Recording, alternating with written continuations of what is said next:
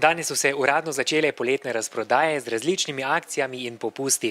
V številnih trgovinah smo tako zabeležili radovedne kupce, ki so brskali po precej znižanih artiklih. Razprodaje so, se jih redno udeležujete, kaj mogoče danes iščete? Ja, redno, ja. Sploh te športne artikle, trenerke, Adidaski pa to, znamke predvsem. Se splača verjetno, ko je znižano? Ja, seveda se splača, vsaki dolar, mislim vsaki evro, ki se prišpara, je dobrodošel. Ste našli to, kar ste iskali? Ja, sem našla ugodno, 50% popust. Se radi udeležite razprodaj, ko je bolj poceni? Ja, seveda, kdo pa ne. Redno prihajate na razprodaje? Če imam čas, redno ne, samo če je čas.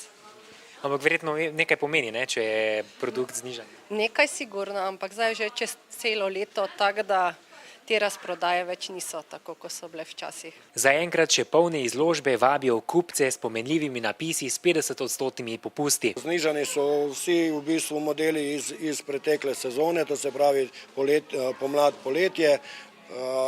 Tisti top aktualni, pa tudi nekaj novih novitet, ko smo dobili iz jesenske ponudbe, pač še niso znižani. Tudi ti jesenski tudi ne bodo. Kaj pa mogoče ljudje najbolj iščejo, najbolj gledajo, po čem mogoče sprašujejo? Najbolj grejo v bistvu majčke s kratkimi rokavi, za ti topi brez rokavov, ker je pač vročina, oblekce. Cene morajo biti posebej in jasno označene, in sicer pred in po popustu. Cen nimamo označenih za popusti, zato ker imamo popust pri blagajni. Ja, tako da nismo rabili prečrtavati cen.